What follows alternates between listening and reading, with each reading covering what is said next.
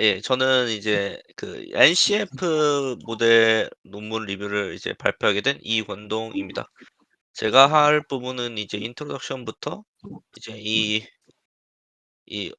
읽기도 어려운 그 예선이라는 뜻의 그 명시적 데이터와 이제 명시적 데이터와 이제 행렬 분해를 이제 설명하는 거기까지 이제 준비를 했고요. 우선 애브스트랙트부터 보자면은 이제 논문에서는 이제 기존 콜라보레이트 필터링이라고 표현되어 있는데 사실상 이제 그 MF죠. MF의 방법이 이제 유저 아이템 간의 상호작용을 명시적, 암시적 평정으로 이제 모델링해서 예측을 하는데 이제 사용자와 아이템 간의 이제 복잡한 관계를 이제 표현하지 못하는 이제 한계가 있다고 얘기를 하고 있어요. 아무래도 이제 단순한 NF 같은 경우에는 그 선형적인 부분이 있어서 좀 더 이제 유저와 아이템 간의 상호작용이 좀 더 뭔가 제대로 학습되지 않는 그런 문제가 있다고 얘기를 하고 있고요. 그렇기 때문에 여기에서는 이제 유저와 아이템 간의 상호작용을 비선형으로 모델링한 이제 뉴럴 콜라보레이티드 티브 필터링을 제안하고 있습니다. 그래서 어 무비렌즈와 이제 핀터레스트 데이터셋을 이용해서 이제 실험을 통해 성능을 이제 증명을 했고요. 어 이 논문에서 이제 얘기하는 걸로 인트로덕션에서 얘기하는 세 가지는 이제 유저와 아이템의 잠재적 특징을 모델링해서 신경망 구조를 제시해서 효과를 봤다 이거고요. 그다음에 이제 멀티퍼셉트론을 이용해서 이제 높은 수준의 비선형성을 부여해서 잘 학습하도록 하였다. 그리고 이게 2017년 논문이다 보니까 그때는 이제 딥러닝을 이용해서 뭔가 추천한다는 그러한 개념이 크게 없었던 부분이거든요. 그래서 이제 콜라보레이트에 대한 딥러닝의 가능성을 보여줬다 정도로 이제 얘기를 하고 있습니다.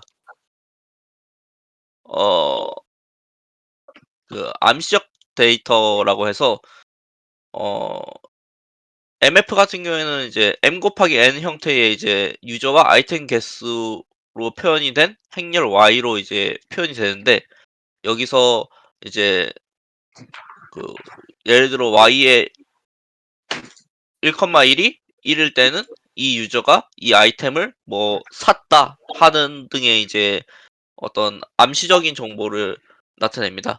근데 이러한 암시적인 정보를 이제 그 이제 새로운 유저가 들어왔을 때 이 유저는 무엇을 살 것이다라는 형태의 이제 어 무엇을 살 거라는 형태의 이제 예측을 하는 이제 모델인데요.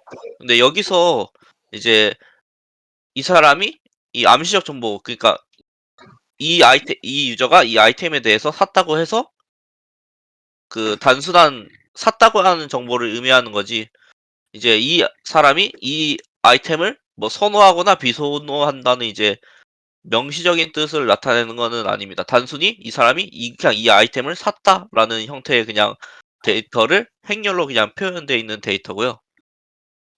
이 데이터를 이용해서 이제 예측을 하게 되는데 우선 이제 행 행렬 Y의 이제 이 값을 예측하는 방법은 어 행렬 분해로 쉽게 이용을 합니다. 이제 유저와 아이템 같은 경우에 이제 행렬을 분해시켜서 각각 유저 잠재 벡터 P, 아이템 잠재 벡터 Q 형태로 이제 어 행렬을 분해시키고 그다음에 이 PQ의 내적을 통해서 이 어 이 값을 이제 추정을 하게 됩니다. 이렇게 추정을 하게 되면은 이 값은 이제 0 에서 1 사이에 이제 바이너리 클래시피케이션이 되고요. 이제 이제 잠재 벡터를 유사도를 측정했을 때 이런 식으로 조금 표현을 할 수 있어요. 여기서는 이제 그림에서는 P라고 이제 표현을 하는데요. 근데 여기서 이제 선형적인 부분에서 좀 문제점이 발생합니다. 기존 같은 경우에 S23 그러니까 유저 2와 3의 이제 그 유사도를 측정했을 때 66%가 나오고 뭐 유저 1과 2가 그 50%, 1과 3이 0.4로 나왔을 때 이제 어 유저 2와 3이 가장 비슷하고 유저 1과 3이 가장 덜 비슷한 걸 나타냅니다. 근데 여기에서 이제 저희가 좀 예측하려는 새로운 유저가 들어왔을 때 이제 유저 1, 2, 3이 만든 공간에 유저 4를 표현할 때 이런 형태로 만약에 그 잠재 벡터의 그 유사도가 나오게 되면은 4와 2를 가깝게 혹은 4와 2를 가장 멀게 하는 벡터를 찾을 수 없는 이제 선형적인 공간에서 고정적인 특징이 있기 때문에 이제 새로운 관계를 표현하지 못한다고, 유연하게 표현하지 못한다고 얘기를 하고 있습니다. 그래서 이런 형태의 이제 유사도를 표현할 수 있으려면은 뭐 여기랑 여기랑 동시에 이제 존재를 해야 되는데 사실상 그게 불가능하죠. 그래서 아무래도 이제 선형적인 공간에서 뭐 어떤 고정적인 특징 때문에 뭔가 새로운 그 관계를 이제 표현하지 못한다는 어 단점이 있습니다. 그렇기 때문에 이제 이따 이 뉴럴 콜라보레이트 필터링에서 설명하겠지만 이제 비선형적인 부분으로 이제 좀 더 새로운 관계에 대해서 유연하게 예측을 할 수 있도록 이제 하는 부분이 이 논문입니다. 네, 이어서 발표 진행하겠습니다. 이제 이 뉴럴 콜라보레이티브 필터링이라는 그 방법론에 대해서 설명하고 있는데, 그게 이제 전체적인 프레임워크랑 이 NCF가 결국에 이제 MF가 NCF의 그 스페셜 케이스라는 것을 좀 얘기를 하고 있고요. 그 다음에 MLP에 대한 설명이랑 이제 그 매트릭스 스펙트라이제이션이랑 MLP를 결합해서 최종적인 모델을 만드는 순서로 얘기를 하고 있습니다. 제너럴한 프레임워크는 이제 인플레이어랑 인베딩 이 순서가 있는데요. 먼저 인플레이어부터 보시면 처음에 그 유저 아이템 매트릭스를 그 각각의 유저와 아이템 벡터로 그 원한 인코딩을 한 스파르스한 벡터를 합니다. 그래서 이게 이제 그 다음에 인베딩 레이어에서는 이게 이제 0값이 너무 많은 벡터이기 때문에 한번 FC 레이어를 태워서 그 매핑해주는 작업을 한다고 합니다. 그래서 이 P 트랜스포즈 된 P 벡터를 이게 어떤 그 FC 레이어의 웨이트가 된다고 이해를 했는데, 그래서 이거를 곱해서 이거를 바로 뉴럴 네트워크에 태우지 않고 엔비딩 레이어를 한번 태운다. 그 다음에 뉴럴 이제 그 MLP에 해당하는 뉴럴 CF 레이어에 그 들어가고 최종적으로는 이 프리딕션 값으로 그 Y 햇을 출력하게 되는데, 그거는 이제 포인트 와이즈 로스를 기반으로 프리딕션과 타겟을 타겟에 대한 로스를 계산한다고 합니다. 그래서 최종적인 이 프레임워크에 대한 모델 포뮬레이션은 이 그 유저 벡터와 아이템 벡터를 인베딩한 그 벡터를 이렇게 쭉쭉 매핑 펑션에다가, 여기 일단 매핑 펑션이라고 그 해놨습니다. 이게 이제 액티베이션 펑션이 아마 될 텐데, 그래서 네, 이렇게 태워서 최종적으로 아웃풋을 노출한다고 하고 있습니다. 로스 펑션에 대한 얘기인데, 어, 다 아시겠지만 이거는 이제 관측치가 아까 설명해 주신 것처럼 그 관심을 보였냐 안 보였냐에 대한 그 바이너리 값으로 매핑된 그 타겟이기 때문에 바이너리 클래시피케이션 문제로 풀게 돼서 이제 로스가 그 크로스 엔트로피 로스에서 K가 1인 바이너리 BC 로스입니다. 그래서 이제 이 확률 값에서 마이너스 로그를 씌워서 그 로스를 계산하게 되고, 이거는 이제 좀 내용이 워낙 좀 옛날 논문이기도 해서 좀 디테일하게 넣으려고 했는데, 그래서 마이너스 로그를 씌운다는 의미가 결국에는 이 로그 함수에서 이쪽 부분을 사용하니까 이쪽 부분을 사용한다는 것이고, 어, 그 타겟 값이 1일 때 프리딕션도 1에 가까울수록 로스가 줄어드는 형태로 모델링이 되어야 되기 때문에 이런 함수를 사용한다라고 이해하시면 될 것 같습니다. 그리고 이제 매트리스 팩토라이제이션, 아까 이제 그 NCF의 스페셜 케이스다라는 것을 여기서 얘기를 하고 있습니다. 그래서 그 인베딩 레이어, 아까 그 스페셜 아니지, 그 벡터 유저와 아이템 벡터를 인베딩하는 레이어에서 이렇게 FC 레이어가 결국에는 그 프로덕트, 다 프로덕트로 하는 부분이라서 이거를 이제 결국에는 이런 식으로 같이 쓸 수 있게 됩니다. 그래서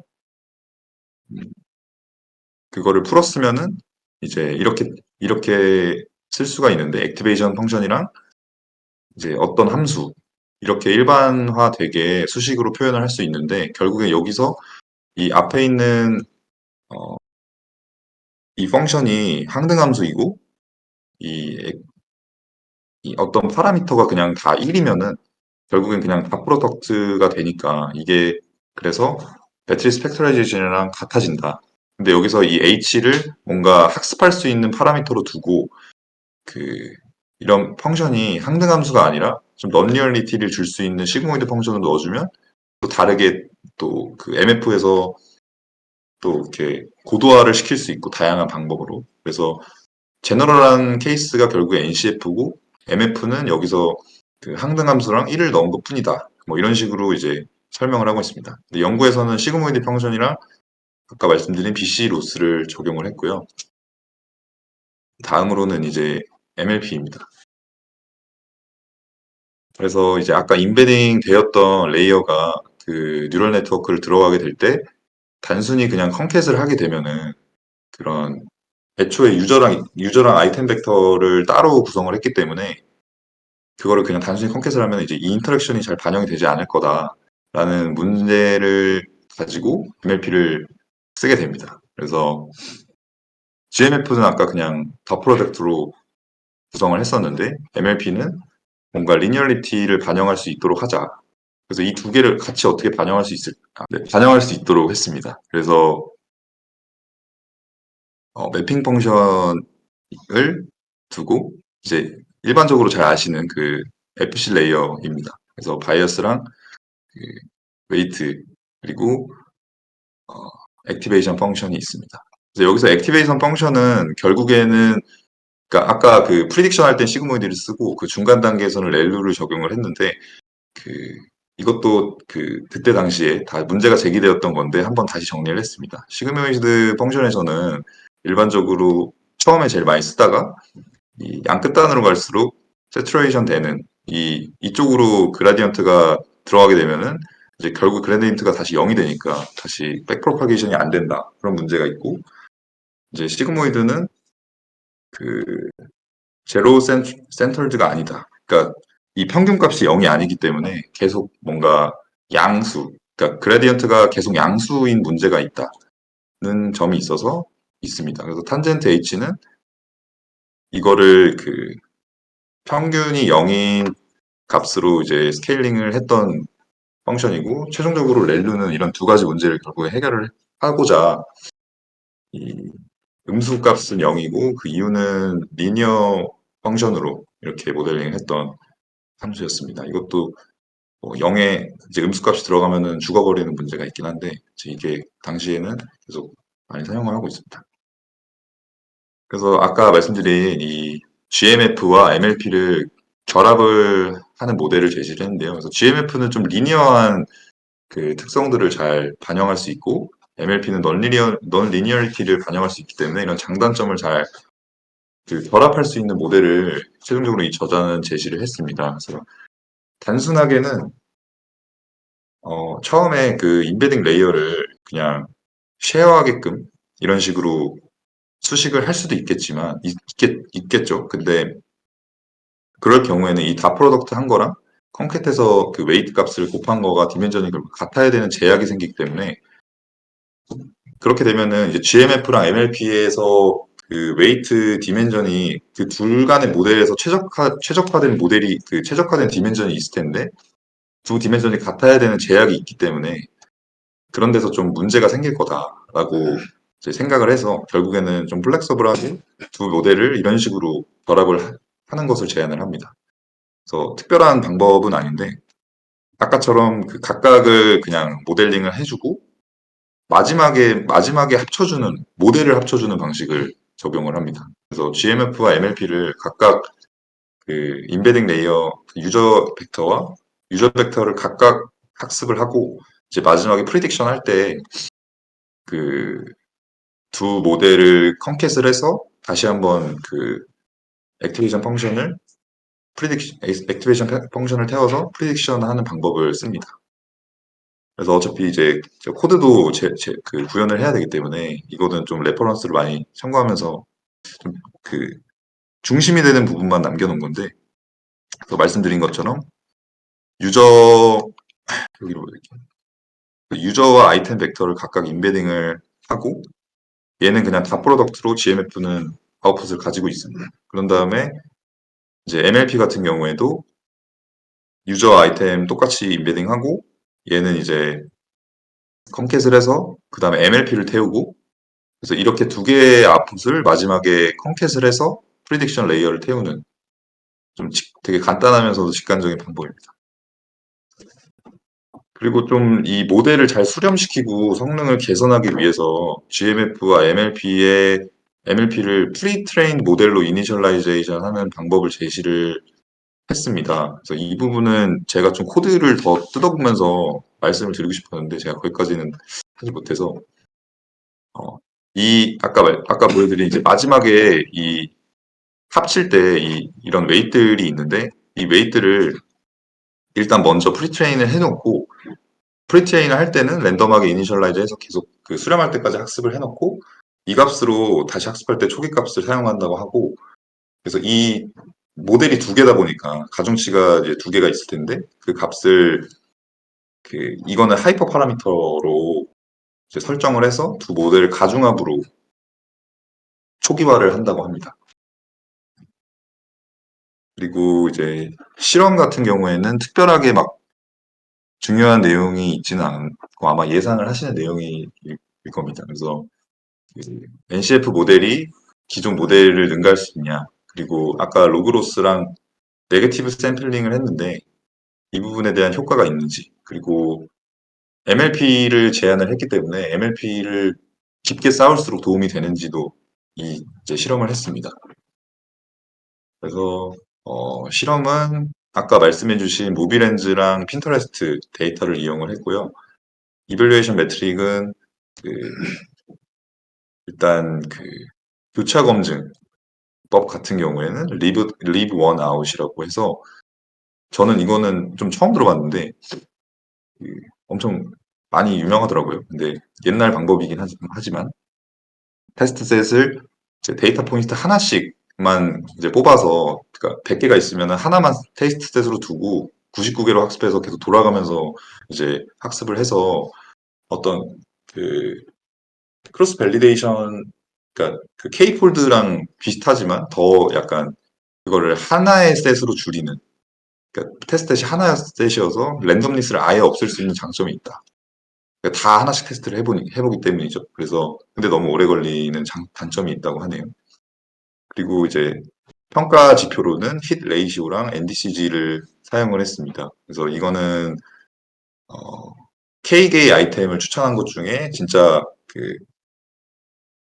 이 사람이 선호했던 유저가 몇 명인지 이렇게 해서 비율 계산하는 거고 NDCG 같은 경우에는 뭔가 그 추천한 순서에도 그 중요성을 둬야 된다라고 해서 네, 어떤 렐레번스 이건 제가 좀 코드로 이해를 하지 못하고 이론적으로만 이해를 한 부분이라 렐러번스라는 거를 연구자가 정해주면 그 렐러번스를 추천한 그 아이템에 대한 렐러번스들을 먼저 다 더해준 다음에 순서에 따라서 그 순서도 중요하다고 했으니까 순서에 따라서 뭔가 로그 값으로 다 디스카운트를 그러니까 나중에 추천해준 걸수록 더 이제 그것도 중요도가 있는 거니까 그래서 디스카운트를 적용해주고, 그런데 그 이제 사람마다 유저마다 추천받은 아이템들이 다를 수가 있잖아요. 그래서 만약에 어떤 사람한테는 추천을 많이 해주게 되면 이 사람은 추천을 잘 못해줬음에도 불구하고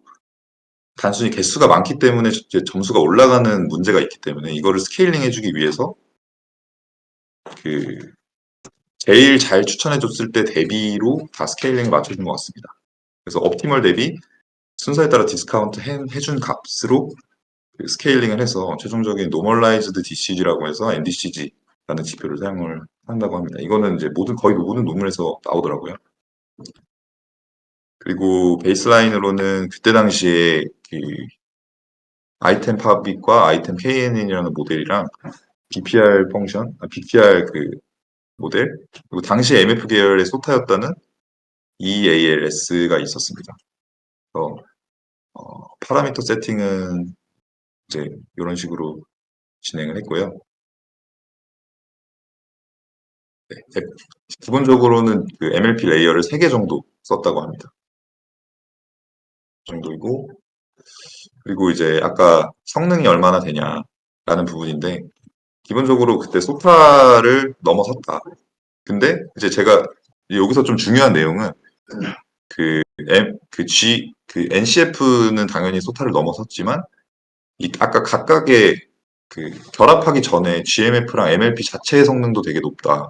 그래서 이거 자체도 그 소타의 그 당시의 소타보다 항상 높진 않지만 높은 상황들도 꽤 많이 나왔다는 것이 좀 주목할 만한 점인 것 같습니다. 그리고 그 이거는 이제 그러니까 힛 레이시오 이게 10에 대해서 다 한 건데 K 값에 대해서도 K 값을 변형시키면서도 다 했는데 다 이제 일관되게 좋게 나왔다는 얘기를 하고 있습니다.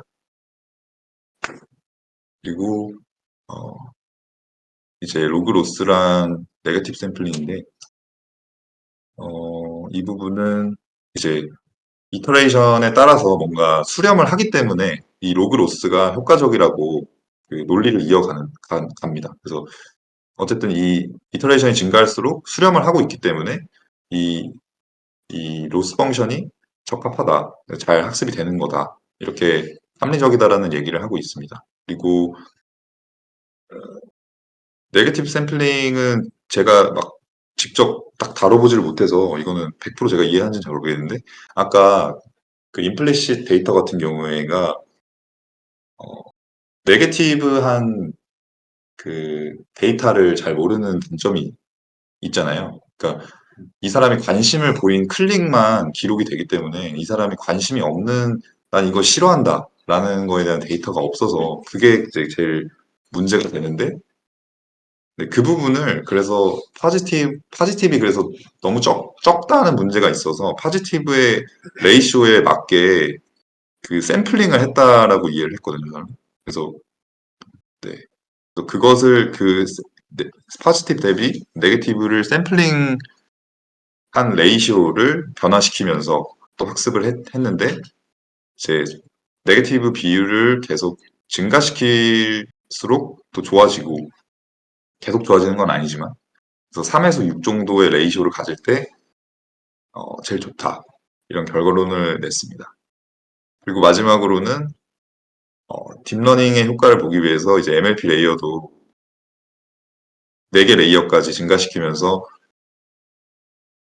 그 디멘전도 그렇게 있고요. 그래서 성능을 비교를 했습니다. 그래서 레이어를 쌓을수록 성능이 계속 올라간다. 근데 여기서는 MLP가 0일 때, 그러니까 그 아예 MLP가 없을 때는 확실히 성능이 현저하게 저하된 거를 알 수 있습니다. 그래서 MLP가 되게 필요한 존재다라는 것을 주장을 하고 있습니다.